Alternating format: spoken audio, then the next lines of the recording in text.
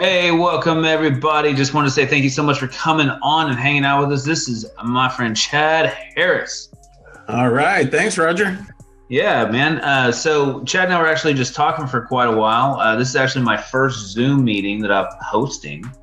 So that's kind of breaking in that thing. So been on plenty of them though. So we're just here. We were talking about both of our experience in Kenya. I went and taught at a university as a keynote speaker and a couple other things, and so I get to put that international speaker on my profile. So nice. But man, tell our guest a little bit about what you did over there. Yeah. So my family worked in the Turkana region of Kenya, kind of the northwest corner near Lake Turkana. And I was a teacher, high school English teacher before going. And so when we were in Turkana, my main job was teaching first generation church leaders and really empowering them, giving them skills to take over the work there so that the missionaries from the West could kind of step back and not be the public figures anymore, and the church could take over the ministry there. So great work, great people, and a lot of fun cultural experiences for sure. Yeah.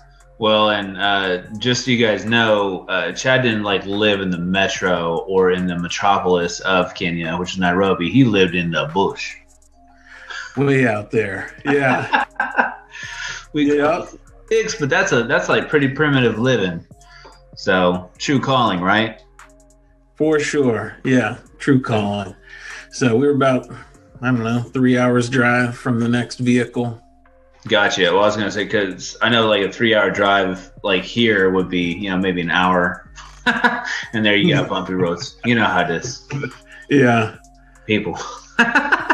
So Chad reached out to me because I put something out there on social media. It's like, hey, I'd love to hear your story. And that's what this podcast is all about, on Outside the Box.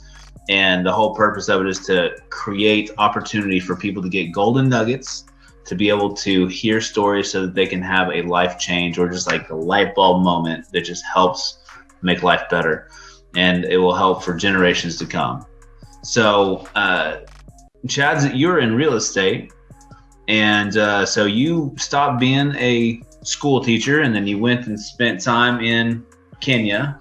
And then you came back and you built, kind of an empire in some real estate. So tell us how that story happened.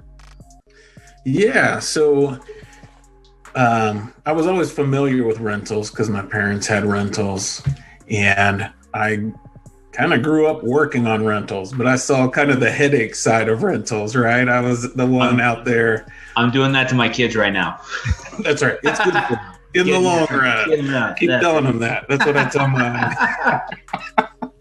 So I think my parents had this idea that I would eventually take over, but I was moving to Kenya and my parents were wanting to retire, and I just said, sell it all. I didn't want them to try to hold back from living their life while we were gone. And I figured we would live in Kenya for the majority of our lives. That was what we envisioned. So we were there for 4 years, and it was great work.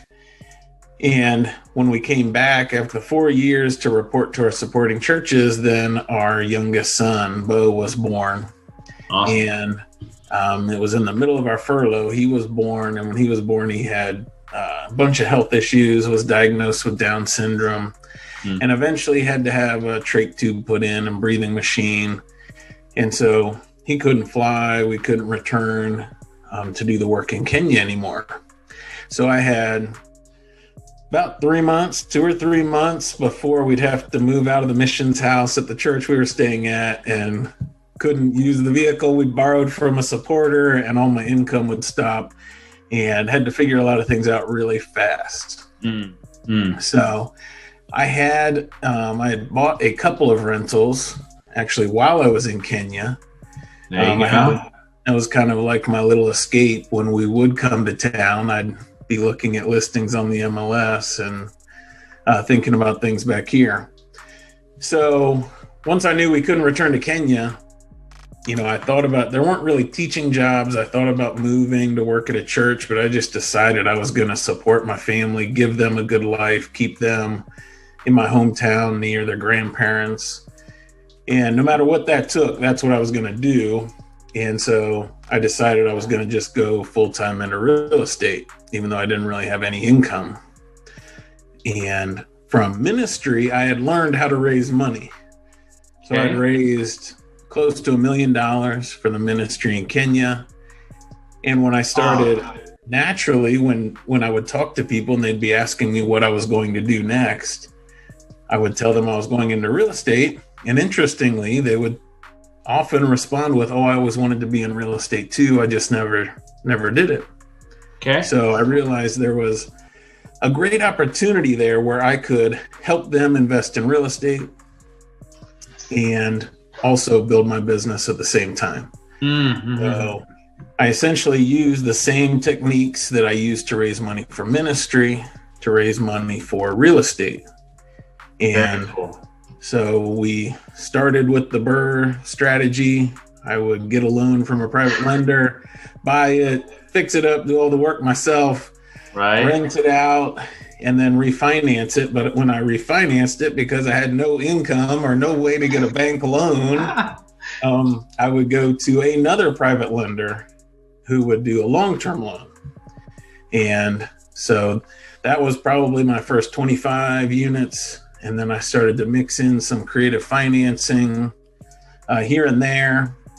And so we didn't get a bank loan until about unit 55, something like that. Wow, there you go. Yeah. That's pretty awesome. Guys, you don't have to have good credit to buy houses. That's for sure. You have to have a relationship. Completely. Know-how. Yeah.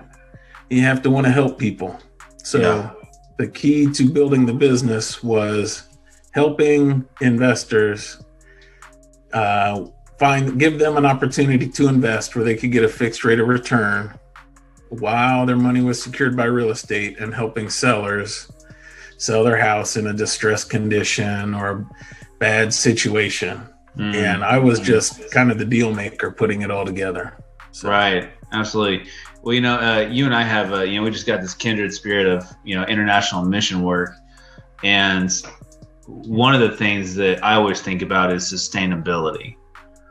And I think about what can we do to take the knowledge and the information we have from here and other people, missions, all those things that are doing that. So you're talking about raising money.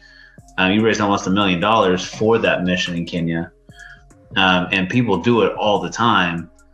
But what if people helped raise money for missions, but they actually created sustainable business, like buying real estate portfolios or buying real estate to fix and flip, so that there's actually money always coming in to serve that purpose?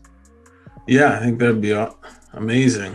Sustainability is always that key trick, especially with international ministry. You don't want the work to end when the missionary leaves, or the work to end when one funding source dries up. You want it to continue.